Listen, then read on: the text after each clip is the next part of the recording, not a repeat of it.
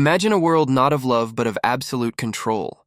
A world where human beings are not cherished but collected, gathered like rare jewels, polished and kept under lock and key in a palace that was both magnificent and suffocating. Welcome to the Ottoman Empire, a civilization at its peak, where the power of one man stretched across continents and cultures, shaping history in ways we can scarcely imagine today.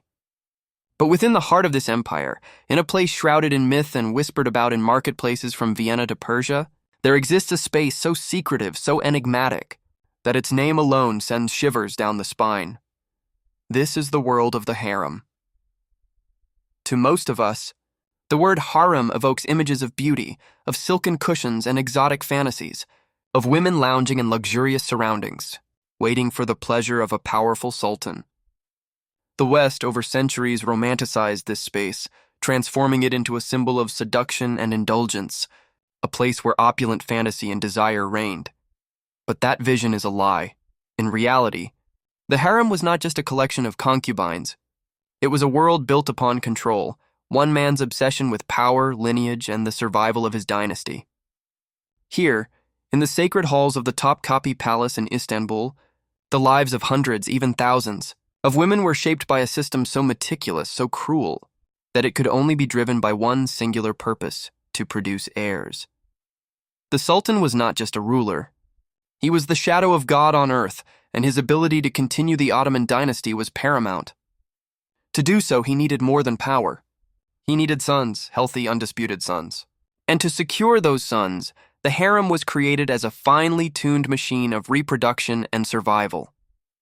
But this system, this engine of life and death, was not a peaceful utopia of concubines and luxury. It was a gilded cage, one that trapped the bodies and souls of countless women, turning them into mere vessels for imperial bloodlines. The Sultan's whims were law within these walls, and the price of failure was not just banishment or disgrace, it was often death, or a life of quiet, eternal suffering. What you are about to hear is not a tale of love or romance. It is a story of power, of violence, of survival. It is a story of how an empire, at the zenith of its strength, crafted a world that turned human beings into tools, into pawns in a political game that spanned centuries. This is the story of the harem. It is a story of psychological manipulation, sexual servitude, and dynastic survival. And the women who lived here? They were not just captives of their time. They were prisoners of an empire's cruel logic, where even their bodies were not their own. Now, step with me through the gates of the Topkapi Palace, into a place where the cost of power was measured in blood, silence, and endless fear. A place where beauty meant nothing if it did not serve the Sultan's obsession with legacy, where every glance, every gesture, every whispered word could mean the difference between privilege and oblivion. We are not in ancient Rome tonight, but in the heart of the Ottoman Empire, and we are about to walk the halls of the harem.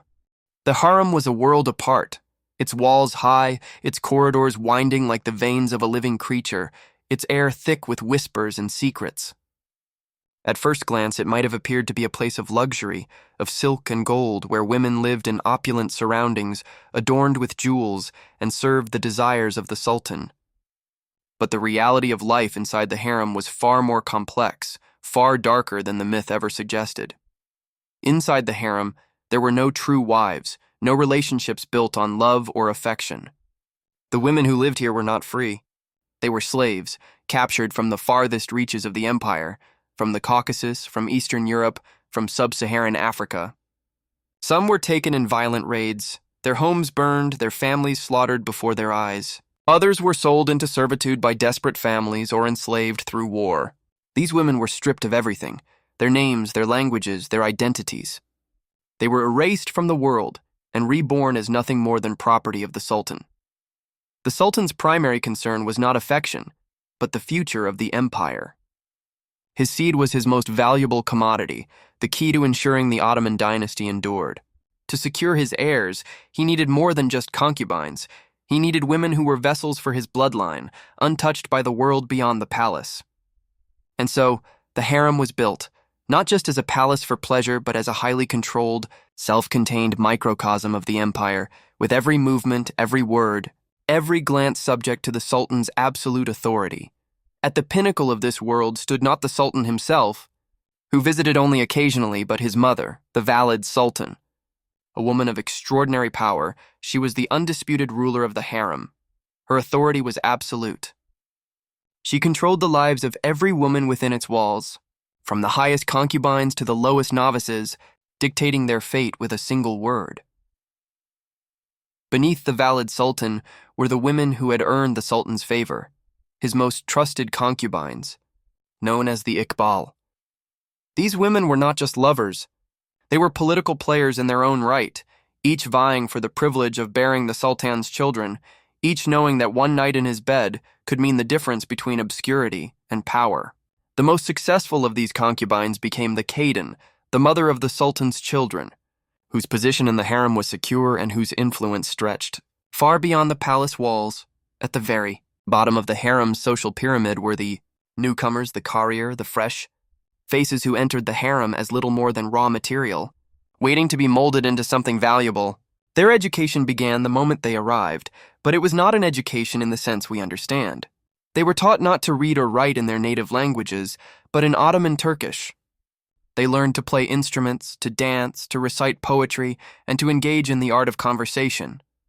But all of these lessons, each one, had a single purpose: to make them more desirable to the Sultan. More than that, they were taught how to navigate the intricate politics of the harem, how to make allies, how to identify threats, how to survive. Every woman within these walls was a rival, and the competition for the Sultan's attention was deadly serious.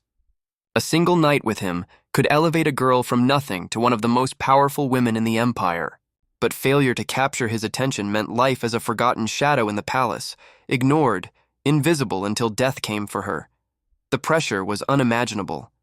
Imagine hundreds of young women all confined within the same walls, all desperate for one thing: the Sultan's attention.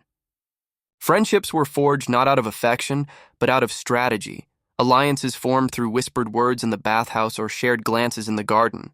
Every smile was a mask, every gesture a potential weapon. Betrayal was commonplace, and the consequences were brutal. There were no safety nets here, no place to hide. A woman might be accused of theft, witchcraft, or worse, and the punishment could be as simple as a beating or as final as execution. The eunuchs, the men who served as the guards of the harem, were everywhere, watching every move, ensuring that the delicate balance of power within the palace was never disrupted. They were the Sultan's enforcers, his eyes and ears, but their loyalty was not to the women they guarded. It was to the Sultan alone. For these women, every day was a game of survival. And survival meant one thing: capturing the Sultan's attention, maintaining his favor, and, if luck was on their side, becoming the mother of his heirs. The harem was a carefully constructed machine of control. The women within it were its cogs, each one playing her part in a system that had been built over generations. A system designed not for love or passion, but for one purpose only: dynastic survival. And yet, even in this world of manipulation and fear, the women of the harem could rise. They could climb the ranks, they could gain power, and sometimes they could even take control. But it was never guaranteed. For every woman who ascended, there were dozens more who fell, forgotten, lost to time. What was their price for all this? What was the cost of their beauty, their youth, their submission?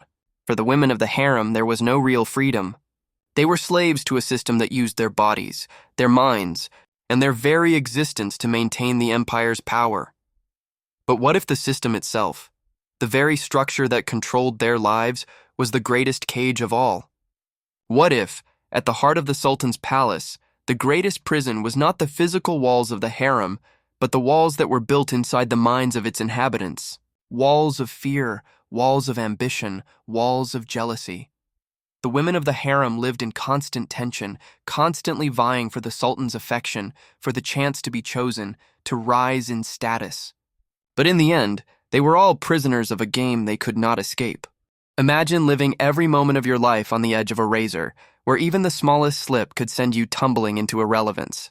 Where your worth is determined not by who you are, but by how you can please one man, how you can capture his attention in a sea of competition.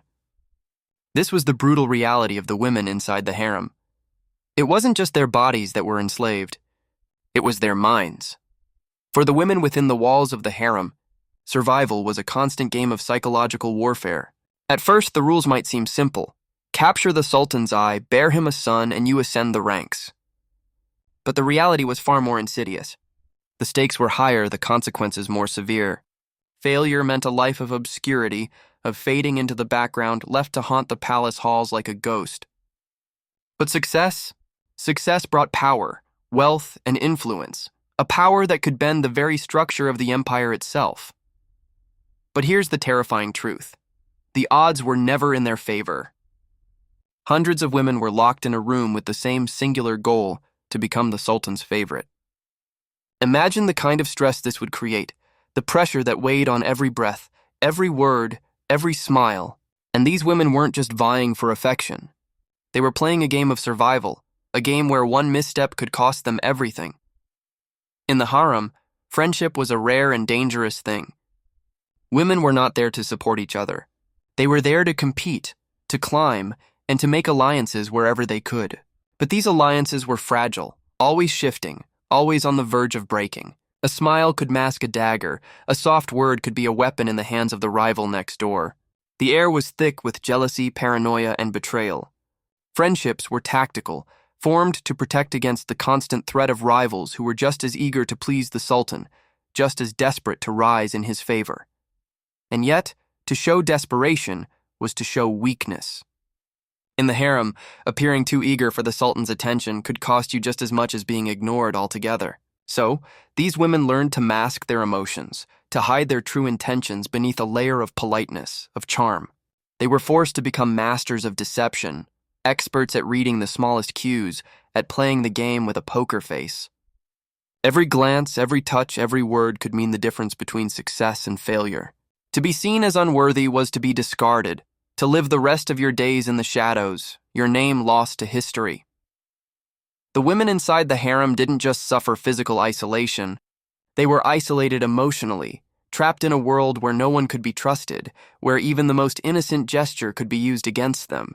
They learned quickly that alliances were fleeting, that loyalty was an illusion, and that their survival depended entirely on one thing: maintaining the Sultan's favor. But the Sultan was no savior. He was a god, distant, untouchable, and constantly moving from one woman to the next.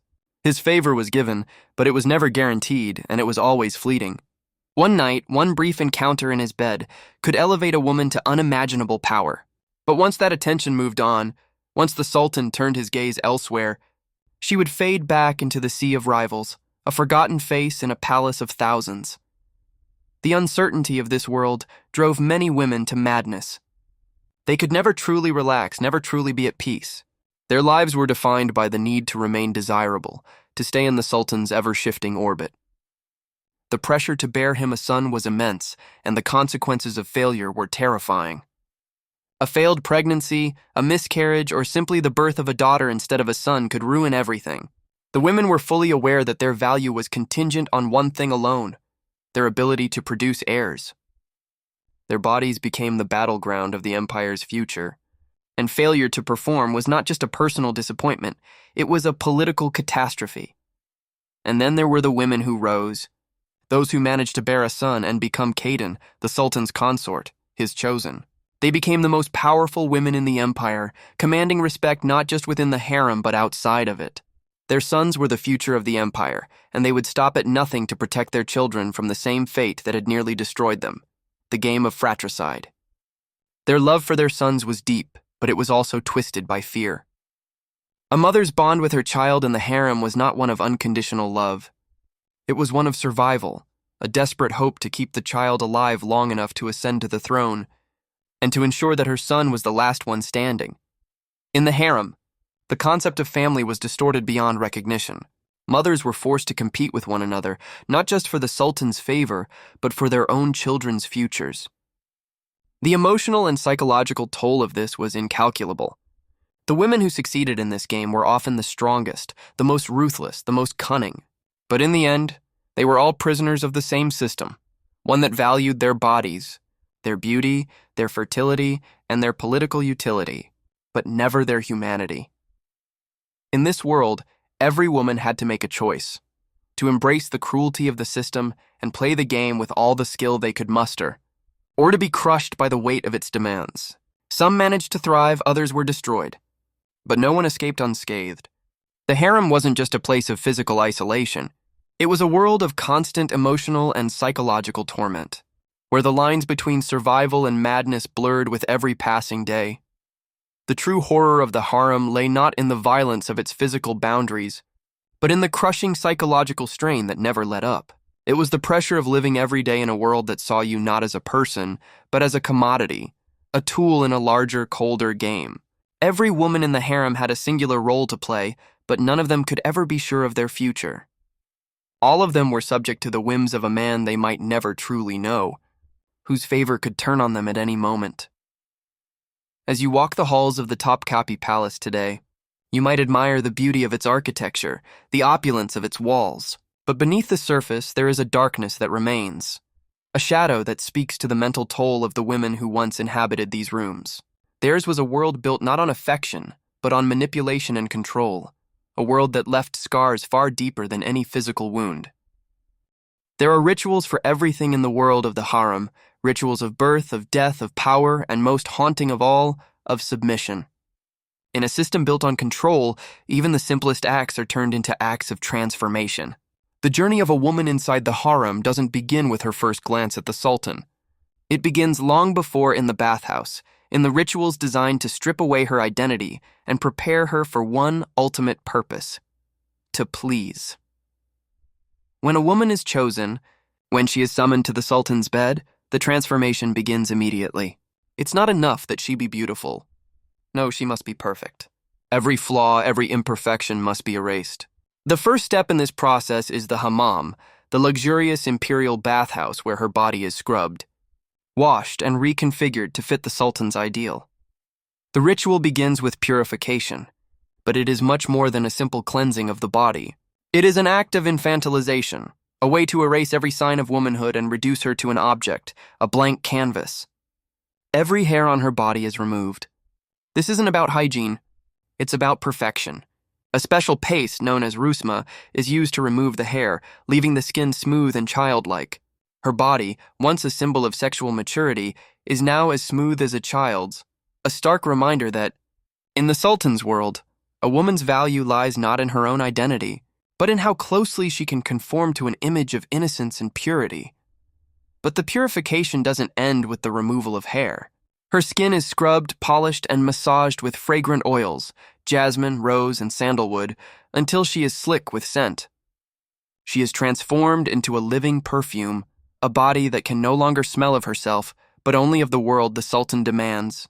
Her hair is braided intricately, her face painted with cosmetics, her lips stained with deep reds. She is no longer the woman who arrived. She is a fantasy, an image crafted for a single purpose. And as she gazes into the mirror, she doesn't see herself. She sees what has been created for him. This process is not just physical. It is psychological. It is designed to strip her of her identity and remold her into something else entirely. Her life, her individuality, her very being are irrelevant. All that matters is her appearance, her allure, her ability to embody an ideal that exists solely for the Sultan's pleasure. When she has been made perfect, she is led down a path, a golden road, Al-Nail, that connects the heart of the harem directly to the Sultan's private chambers. It is a corridor of unimaginable tension, lined with guards, with eunuchs standing silently at attention, their eyes following her every move. The air is thick with silence, save for the soft whisper of her silk slippers brushing against the cool marble floor. The Golden Road is not just a passageway, it is a path to judgment. The journey is symbolic, as much mental as it is physical. The woman who walks this path does not walk as an equal, as a woman of agency or power. She crawls figuratively and literally toward the Sultan's bed, prepared to sacrifice herself for the sake of his approval. It is a passage into complete submission, where the smallest hesitation could signal failure, and failure means her disappearance into obscurity.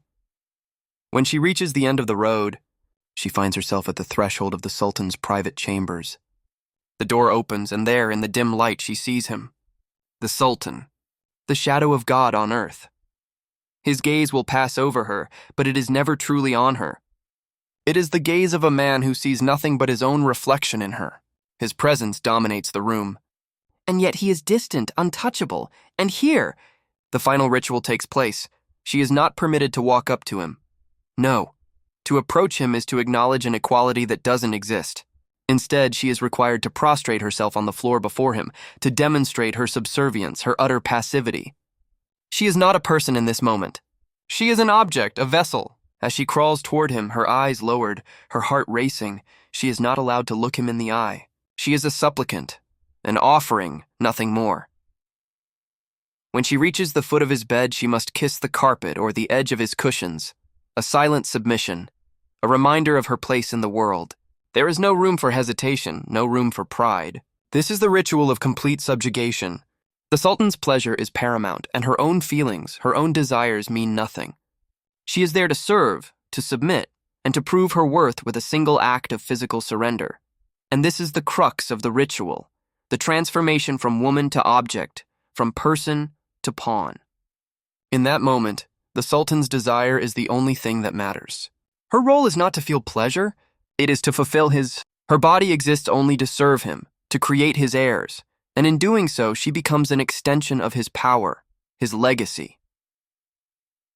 Once the act is over, the woman is not allowed to leave as she came. She must crawl backward, never turning her back to him, never showing any sign of independence. She exits the room as she entered, submissive, silent, invisible, but the ritual doesn't end there. The pressure of her performance lingers heavy in the air. Did she please him? Was she good enough? The weight of these questions will follow her every step.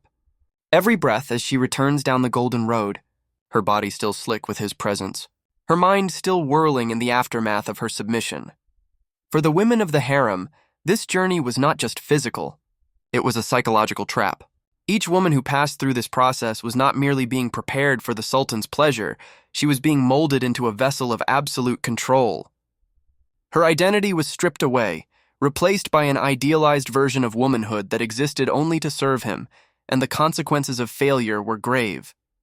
A woman who failed to please the Sultan was no longer valuable.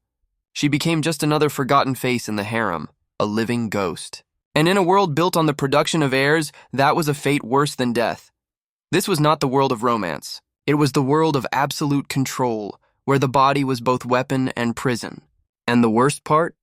The women of the harem did not even know they were being shaped into the very thing they feared, their own submission. In the harem, the most powerful men were not those who had access to the Sultan's bed, not even those who had the ear of the Sultan's most favored concubines. No, the true power within the harem lay in the hands of the eunuchs, men who had been mutilated, who had sacrificed their own bodies to become the enforcers of the Sultan's will.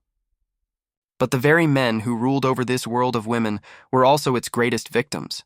These men, called eunuchs, were taken from their homes as young boys, often abducted, sometimes sold into slavery, plucked from their families, torn from their worlds, and subjected to one of the most brutal procedures imaginable. They were castrated, but this wasn't the simple, crude form of castration you might imagine. No, this was a full removal, an agonizing, life-threatening operation that often left the boys physically scarred, mentally broken, and in many cases dead. In some instances, the mortality rate of the procedure could reach as high as 80%. The suffering was unimaginable, the pain indescribable. Yet for those who survived, their trauma was repurposed into power. They were transformed into eunuchs, the very enforcers of the Sultan's will within the harem. They could never father children, never threaten the throne. Their mutilation ensured that they could never be rivals. Their loyalty, forged in the fires of their own suffering, became absolute. And in a world where power was the ultimate currency, this guaranteed their place in the Sultan's inner circle. The eunuchs were the Sultan's eyes and ears. They were not just guards or servants. They were the gatekeepers of the harem, the enforcers of its strict, unforgiving rules. The Kislar Aga, the chief black eunuch, was perhaps the most powerful of all. He controlled the inner sanctum of the harem, managing its finances, ensuring that the system ran smoothly. He was the Sultan's most trusted spy, his most loyal servant. The Kislar Aga was above reproach, beyond question, for he had no lineage, no children of his own to threaten his loyalty. His body was a constant reminder of his devotion, of the lengths to which he had gone to ensure that no one within the harem could ever challenge his master. While the Kislar Aga ruled the inner, Workings of the harem, the copy aga, the chief white eunuch, was responsible for guarding the outer gates. Together, they created a system of absolute surveillance, ensuring that every woman's movements, every conversation, every whisper were watched and controlled. They were not just the Sultan's bodyguards.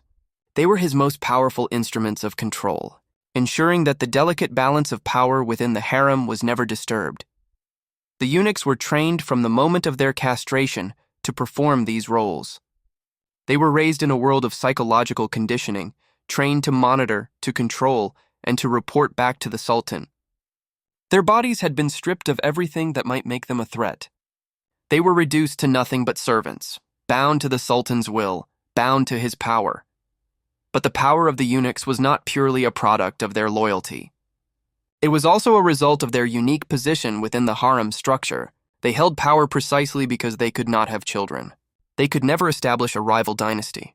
And because of this, they became indispensable. Their authority was not questioned by the Sultan, for they could not betray him in the way that his wives and concubines could. Their very existence, rooted in their sacrifice, gave them a terrifying level of control over those who inhabited the harem.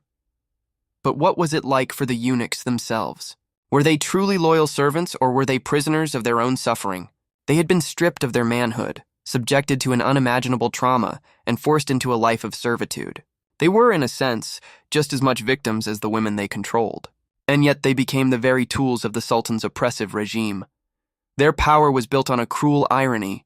Their bodies had been taken from them, but in the process, they had gained a power that the women of the harem could never achieve.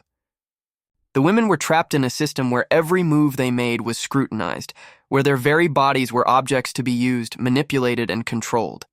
The eunuchs, though victims themselves, were given a freedom of control that the women could only dream of. They were the ones who decided who could enter and leave the harem, who could see the Sultan, who could hope for a chance at power. And yet, for all their authority, the eunuchs were never truly free. Their bodies had been mutilated, and they were trapped in a world of duty and fear. Their power, though absolute, was rooted in a deep, unspoken pain, a reminder that, like the women they governed, they too were prisoners in a system that saw their bodies as little more than tools of control. But the eunuchs were more than just enforcers. They were also key players in the manipulation and intrigue of the harem. While the women vied for the Sultan's favor, the eunuchs played a different game, one of power within the harem's hierarchical structure. A eunuch could make or break a woman's future. He could elevate her, offering her protection and favor, or he could ruin her, destroying her reputation, forcing her into exile within the walls of the palace. In a sense, the eunuchs were not just victims of the system, they were also its architects. They controlled the flow of information, the movement of the women, and the relationships within the harem. They acted as both gatekeepers and spies, loyal only to the Sultan, and yet ultimately bound by the same system of cruelty and repression that defined the lives of the women they served. They, too, were trapped in a cycle that had been designed for their own humiliation and control. Their loyalty was absolute, but their bodies were reminders of a past that had been stolen from them, a past that could never be reclaimed. And in that loyalty, in their ultimate submission to the Sultan's will, the eunuchs became the very embodiment of the harem's paradox. Men who had sacrificed everything to become the enforcers of a system that had turned them into both victims and masters. As you consider the power of the eunuchs, remember this: their existence in the harem was not simply a reflection of the Sultan's control, but also a product of the system itself. A system that fed off the suffering of both women and men alike, twisting their bodies and their identities into something that served a single, cold, political purpose. In the end, the eunuchs were as much a part of the harem's machinery of oppression as the women they guarded. They were as much prisoners of the system as the concubines they controlled. Theirs was a power built on a foundation of mutilation and trauma, a power that allowed the Sultan's dynasty to continue, but one that came at an unimaginable cost. In the world of the harem, the Sultan's power was absolute. But it wasn't just his authority over the empire that made him the most powerful man in the world. It was his control over the women within the walls of the Topkapi palace, his ability to choose, to discard, to elevate, or destroy. The Sultan was not simply a ruler of lands and armies. He was the keeper of desire, the arbiter of beauty, the sovereign of pleasure. His every whim could change the fate of the women under his rule, shaping the course of their lives and sometimes even their deaths. To enter the Sultan's favor was the highest achievement a woman in the harem could hope for. It meant power, it meant wealth, and it meant security. For those who were lucky enough to bear him a son, it meant a lifetime of influence and prominence in the imperial court. But the path to the Sultan's bed was fraught with danger. His attention was as fleeting as it was powerful. To be seen by him was to be chosen, and to be chosen was to be blessed, but it was also to be cursed. The Sultan's desires were unpredictable, his moods capricious, and for the women who lived to please him, each day was a gamble, each night a test of their worth. The method by which the Sultan selected his concubines was shrouded in mystery, and that mystery itself was an essential part of the psychological torture that permeated the harem. To be chosen was the ultimate honor, but it was also a form of emotional imprisonment. There were no guarantees. For a woman to be summoned, to be singled out from the hundreds of other women who existed in the Sultan's world, was to be thrust into a game with no rules, where failure meant obscurity and success meant domination. The stakes could not be higher, for the Sultan was not just a man. He was the embodiment of all the empire's power. The Sultan was the sun, and the women who surrounded him were nothing more than satellites, drawn into his orbit, circling in desperate, trembling anticipation. On any given night, the unmarried women of the harem, the heirs, would be assembled in one of the grand halls. It was here that the Sultan would select his companion for the evening. But this was no tender moment of romance. This was not a lover's choice. The Sultan would walk among them, his gaze sweeping over their bodies with the dispassionate indifference of a farmer inspecting livestock. He might not speak a word. He might not even acknowledge their presence. The only indication that one woman had been chosen was a subtle gesture, a flick of the wrist, a glance, a signal to the Kislar Aga, the chief eunuch, who would prepare the chosen one for the night. Imagine the scene, the women, lined up, each one waiting, their hearts pounding in their chests. They had no idea whether they would be noticed, whether they would be seen by the Sultan, whether their bodies, their faces, their beauty would be enough. Some would stand motionless, their eyes lowered, pretending to be calm, hiding the desperation in their hearts. Others would fidget, their hands trembling, their minds racing with the same thoughts. Will I be chosen? Will I be the one? But sometimes the Sultan did not even need to be in the room to make his selection. There are accounts that suggest the Sultan would observe the women from behind a screen, a hidden voyeur in his own palace. From behind the curtain, he would watch them as they bathed or danced, completely unaware of his presence. His gaze, cold and calculating, would reduce them to objects of his desire before they had even realized they were being considered. For the women, this was a cruel twist, being reduced to mere shadows, observed in secret, their very bodies reduced to nothing more than his objects of power and control. One of the most disturbing and persistent stories from the world of the harem comes from the reign of Sultan Ibrahim, a man known not just for his decadence, but for his erratic and at times frightening behavior. It is said that Sultan Ibrahim, in a fit of paranoia, ordered his entire harem to be destroyed, drowned in the Bosphorus. He had nearly 300 women, concubines, servants, and slaves, placed in weighted sacks and thrown into the water. The story goes that one woman, by pure chance, was rescued by a passing European ship, and it is from her account that we hear of this horrifying event. Historians have debated the truth of this tale. Some dismiss it as a smear created by political enemies who eventually led to Ibrahim's downfall. Others argue that the story, no matter how exaggerated, reflects a chilling truth about the precariousness of life inside the harem. To the women living within its walls, the idea that their existence could be so easily erased, that their lives could be discarded with a single order, was not outside the realm of possibility.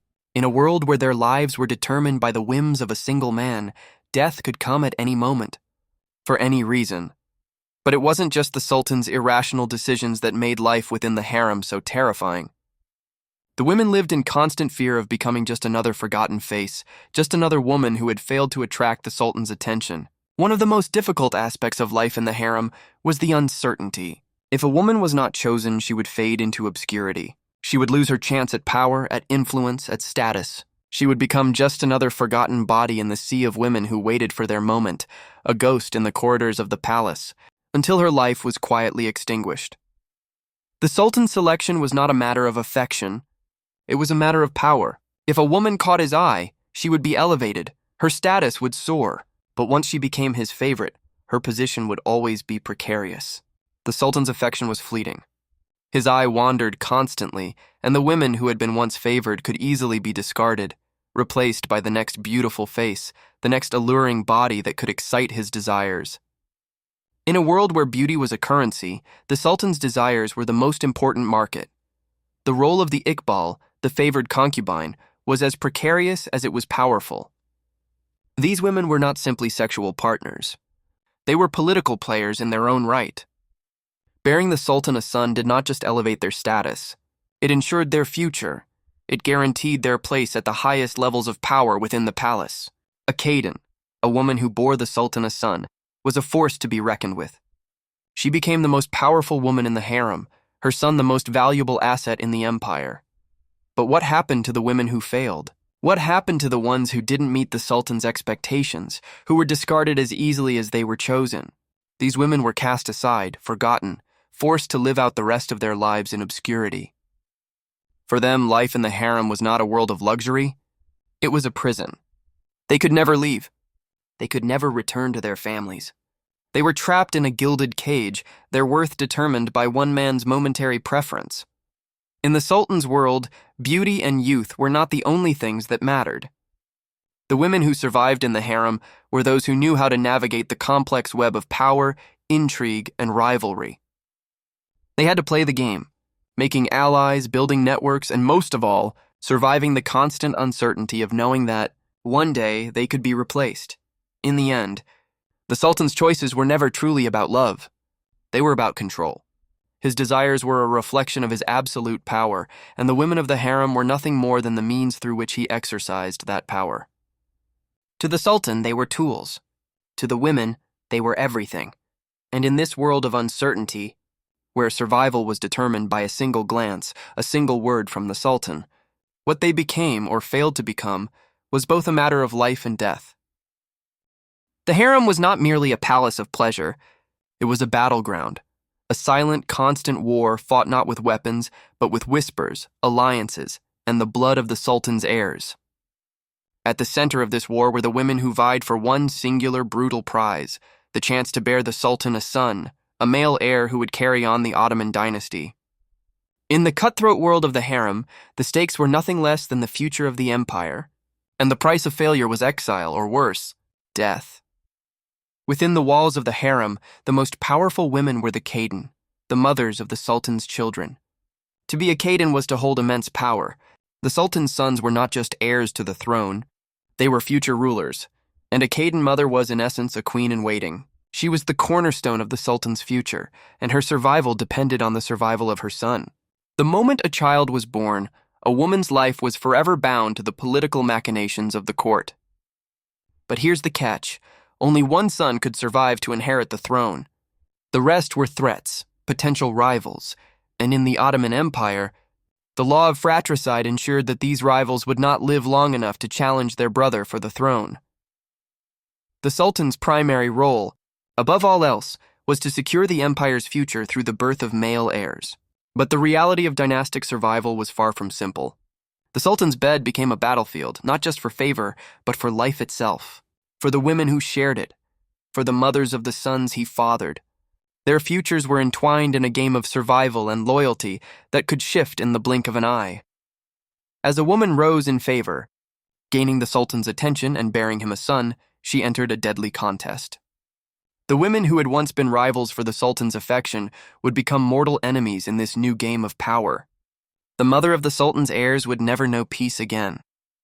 Her life would be one of constant maneuvering, forging alliances, cutting deals, and securing the loyalty of the Unics, the guards, and even the powerful viziers who held sway in the empire. One wrong move, one misplaced word, and her son's position could be jeopardized, leaving him vulnerable to the deadly schemes of his brothers, who would be only too eager to take the throne for themselves.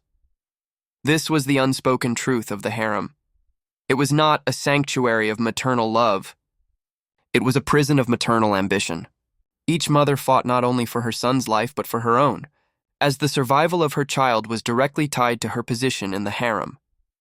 The Khaden mother had to ensure that her son's path to the throne was clear of obstacles, and if that meant eliminating rivals, whether through poison, intrigue, or whispered rumors, that was the price of survival. The firstborn son, often the most prized, was the focus of the deadliest game. As a boy grew, so did the threat of other sons attempting to take his place as the Sultan's successor. The Sultan himself was often forced to make the impossible choice between the lives of his own children, his own blood. The tension was unbearable, and the emotional toll on the mothers was unimaginable. Imagine raising your son to become the next ruler of an empire, knowing that every moment of his life was at risk from the very people you once called your rivals. In this brutal environment, nothing was ever as it seemed.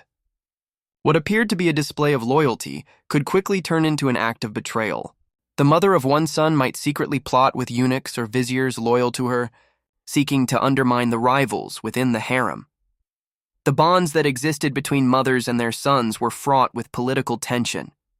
A mother's love could be twisted by the need to protect her son, leading her to make unthinkable decisions in the name of dynastic survival. Her child's safety was everything, and in this world of extreme competition, she had to be prepared to sacrifice her own humanity for his future. And then there were the Khaden's rivals, the women who had failed to bear the Sultan a son, but who still remained a dangerous force within the harem. Their status, often precarious, made them vulnerable, and their desperate desire for power could turn them into lethal enemies. They would stop at nothing to regain the Sultan's favor, even if it meant destroying those who stood in their way. The competition among these women was ruthless, each looking for an opportunity to climb higher, to snatch away the power that had so narrowly escaped their grasp. The most dangerous of these women were not necessarily those closest to the Sultan, but those who had been cast aside, forgotten women, relegated to the shadows but still possessed of a dangerous ambition. These women had nothing to lose. With no children to protect, no alliances to safeguard, they were free to act as they pleased, willing to risk everything to change their fate. And in a world as brutal as the harem, that could be a terrifying thing. The concept of fratricide, the brutal execution of the Sultan's brothers to eliminate rivals for the throne, was a cornerstone of this system. When a new Sultan ascended to the throne, one of his first orders was often to have his brothers, and sometimes even half-brothers, executed. The method of execution was chillingly formal. They would be strangled with a silk cord, a method that preserved their royal dignity and avoided the spilling of their blood, which was considered taboo. The executioners, often deaf mutes, would quietly move from room to room in the palace, taking the young princes from their mother's arms. Their screams were said to echo through the halls of the palace, but even then their mothers could do nothing to save them. The psychological torment for the mothers who lost their children was unimaginable. One could only imagine the grief and horror as a mother raised her son to the age of adulthood, only to have him torn away from her in an instant, killed for the sake of maintaining the Sultan's power. These women, who had borne their sons into the world, had no control over their fates. Their sons, sometimes infants, sometimes young boys, were slaughtered for the sake of securing the throne. The most famous example of this cruelty is the reign of Sultan Mehmed III in 1595, whose ascension to the throne was marked by one of the most brutal mass fratricides in Ottoman history. Mehmed ordered the execution of 19 of his brothers, many of them infants, still nursing at their mother's breast. The cries of the mothers could be heard echoing throughout the palace, as each one watched helplessly as her son was taken and strangled, his life extinguished in the name of political necessity. The violence of fratricide was not confined to the death chamber. It seeped into the very fabric of life in the harem. The women who gave birth to sons had to constantly guard against the possibility that their children might be killed in the name of succession. And even if they succeeded in protecting their sons, there was no guarantee that the boy would survive his adolescence without falling victim to the deadly game of royal politics.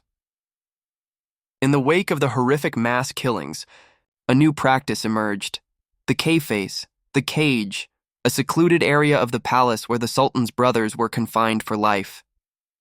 The cafes was a gilded prison. The princes were given everything they needed: food, entertainment, servants, but they were never allowed to leave. They were confined to their rooms, isolated from the outside world. These men, once potential heirs to the throne, spent their lives waiting, either for their brother to die or for their own execution to come.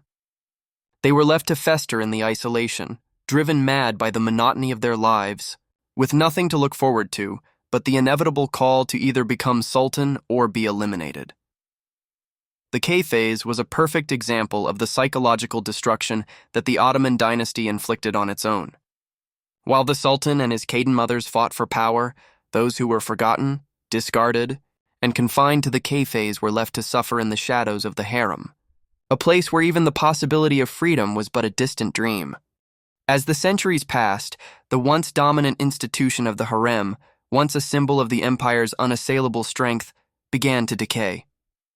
The majestic halls of the Topkapi Palace, which had once resounded with the sounds of political intrigue, ambition, and the powerful desires of the sultan, now echoed with something far less noble: excess, corruption, and stagnation. The harem, once the engine of dynastic survival, had become a bloated and inefficient relic of an empire on the verge of collapse. In its prime, the harem had been an expertly crafted institution, designed to serve a singular purpose: the production of heirs to secure the Ottoman Empire's future. But over time, as the empire began to age, so too did the harem's function. What had once been an organized, powerful system of control devolved into a place of self-indulgence, one where power became more about luxury and excess than political strategy.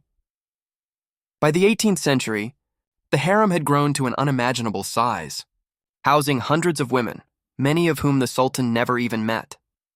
The lavishness of the palace only increased as the sultan's court became a place of spectacle, with the wealth of the empire being poured into grand displays of wealth and decadence. The women who once lived within the harem's walls, slaves, concubines, and princesses alike, had become prisoners not only of their bodies, but of an institution that had become more about indulgence than dynastic necessity. This wasn't just a shift in the way the harem operated. It was a sign of the broader decline of the Ottoman Empire itself. What had once been a streamlined and effective system, built on political necessity and a sense of order, was now a massive financial drain. The harem had become a place where the luxury of the few was maintained by the suffering and servitude of many.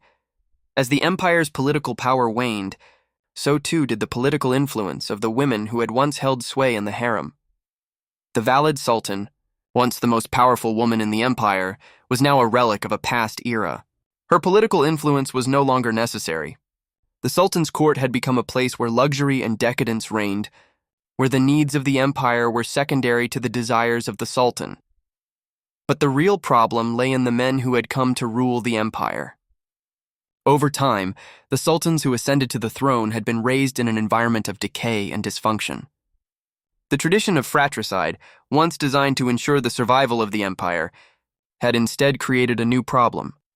The sons of the sultans had been isolated and confined to the K phase, the cage where they lived out their lives in total seclusion, cut off from the world. These princes, who had spent their lives isolated from the world and from power, often emerged from the Kai phase mentally unfit to rule. They were, in many cases, unstable, unable to govern the empire with the strength and clarity their forefathers had exhibited. The sultan who emerged from the K phase often found himself incapable of effectively ruling a vast, complex empire. Their reigns were marked by erratic decisions, bizarre whims, and extravagant displays of wealth and power. One of the most infamous examples of this was Sultan Ibrahim, known as Ibrahim the Mad. Having spent the first 22 years of his life in the Kai phase, Ibrahim emerged a deeply disturbed man, fixated on bizarre obsessions.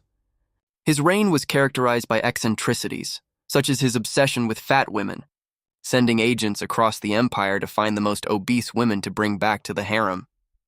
He also became fixated on furs, covering entire rooms of the palace with expensive sable, and demanding that his concubines perform sexual acts on fur-covered floors. Ibrahim's reign marked the tragic culmination of a system that had once been designed for the survival of the empire, but had now become a grotesque parody of its former self. His erratic behavior was a symptom of the psychological toll that the harem system had exacted on its inhabitants. Raised in a world of isolation, fear, and uncertainty, these men were unable to fulfill the demands of the empire. What had once been a well-oiled machine of power had become a bloated, inefficient institution, incapable of governing or leading with any sense of clarity or direction.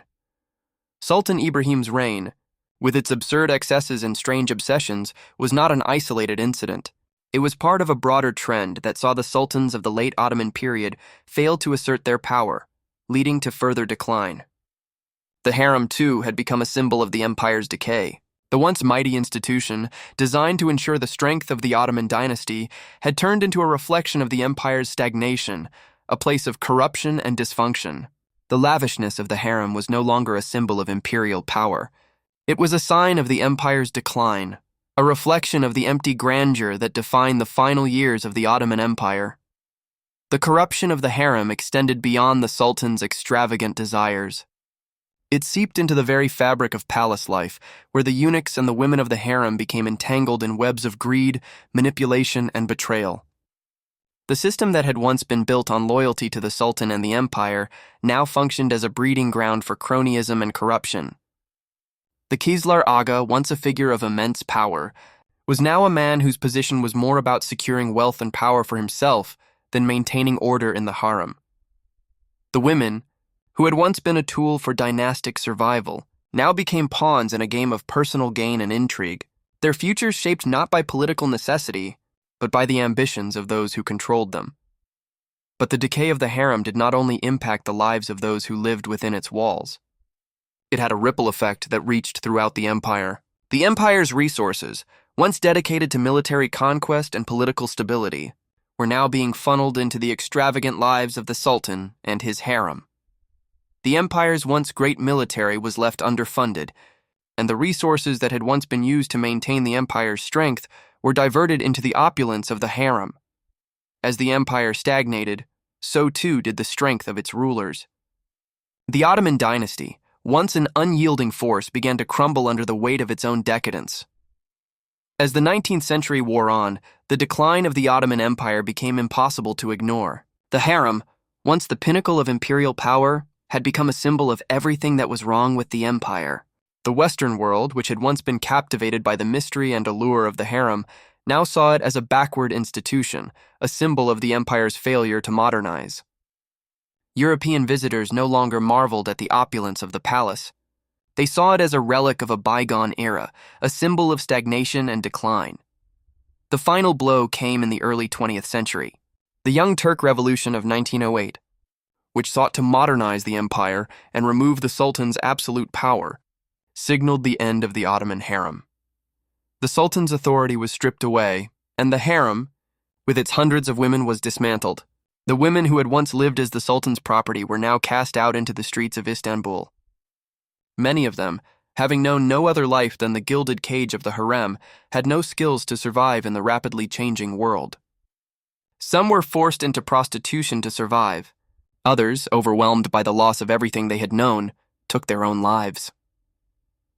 The dismantling of the harem, however, was not an act of compassion or liberation. It was a political act. The new government saw the harem as a symbol of the old, corrupt regime.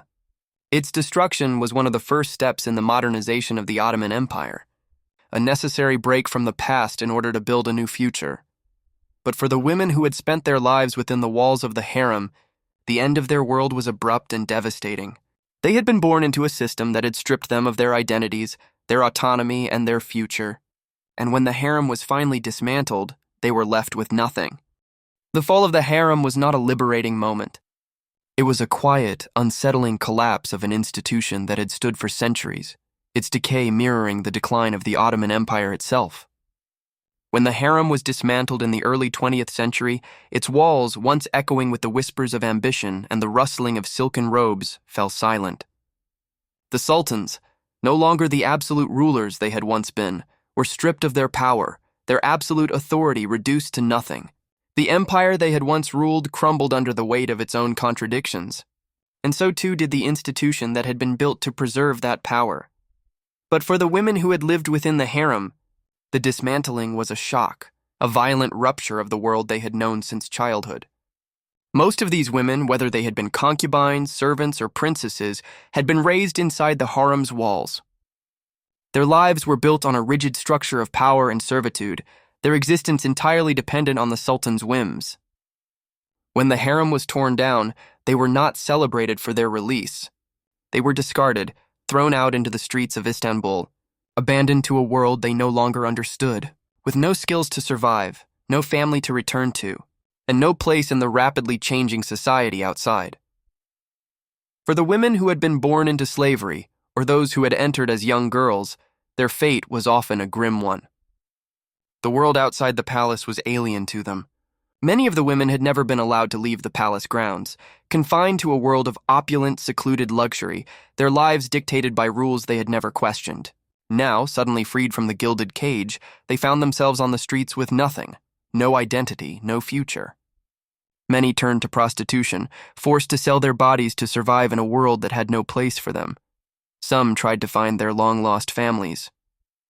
But for many, that was an impossible task. They had been stripped of their names, their languages, and their histories when they entered the harem. To search for their past was to seek something that had been erased forever, as if they had never existed at all. Some women, unable to cope with the trauma of their past lives, fell into despair and took their own lives. Their existence, once central to the workings of an empire, now seemed utterly irrelevant to a society that had left them behind. For the harem, there was no transition, no grace period. The women of the harem, who had once lived in an intricate web of rivalry and ambition, were now forced to navigate the unforgiving streets of a modernizing world. Some of them had known no other life but the cold, calculating politics of the harem. For them, the abrupt shift was not a relief. It was a disorienting, disempowering blow. The luxury of the palace, the servants who had once catered to their every need, the comfort of knowing their survival depended on the favor of one man. All of it was gone, leaving only the raw reality of survival. They were now forgotten women in a world that had no use for them. But the dismantling of the harem did not only impact the lives of those who had been inside it. The legacy of the harem's existence continued to haunt the Ottoman Empire, even as it gave way to the modern Turkish Republic. The system that had been created to maintain absolute power, to ensure the Sultan's dominance, had also left a legacy of oppression, psychological trauma, and human suffering. The harem was not just a place of sexual servitude, it was a machine built to strip individuals of their humanity, to turn them into objects of political power. And that legacy could not be erased overnight. What remains today are the physical walls of the Topkapi Palace. Tourists from around the world come to admire its stunning architecture, its lavish rooms, its intricate tile work, and its storied history. But these visitors often walk past the harem with little understanding of the true nature of its legacy. What was once a place of unimaginable power has been sanitized and romanticized. The myths of harems and sultans, of languid, exotic women, have been perpetuated in Western culture, often stripped of the deep, painful reality that existed behind the palace's gates. The harem is no longer a place of political strategy or dynastic survival. It is a relic reduced to nothing more than a tourist attraction, a fantasy that hides the darkness of its past. In modern times, the word harem is often used to evoke images of luxury, sensuality, and forbidden pleasure. Western depictions, often in art or media, portray the harem as a space of endless indulgence, a dreamlike world of beautiful women in silken robes awaiting the pleasures of the Sultan. But this is a gross distortion of reality. The truth of the harem was far darker, a system of absolute control, where women were stripped of their identities and reduced to nothing more than objects, their entire existence defined by their ability to bear heirs and secure the dynasty. The physical beauty and opulence of the palace could never hide the human cost of its function. It is essential to remember the real victims of the harem, those whose names were erased, whose bodies were used, and whose lives were consumed by a system designed to serve the power of a single man. The story of the Ottoman harem is not one of romance. It is a story of power, manipulation, and cruelty. The women who lived within its walls were not merely concubines. They were prisoners, bound by the whims of an empire, forced to navigate a world that reduced them to nothing more than pawns in a deadly game of succession. And yet, as we look back at the history of the harem, we must also acknowledge the resilience of the women who survived it. They lived in a world that saw them as little more than property, yet many found ways to navigate its rigid structure, to wield power in whatever form they could. The women who bore sons, who ascended to positions of power, became figures of political significance in their own right. The mothers of sultans, who fought tirelessly to protect their children and secure their future, played a role in shaping the empire's future. But their stories, like those of the many others who lived in obscurity, have largely been lost to time. The harem, in its final years, became a symbol of everything that was wrong with the Ottoman Empire, its decay, its corruption, its inability to adapt to a rapidly changing world. It was a relic of an empire that had become disconnected from the forces of modernization, a fading symbol of an era that had long passed.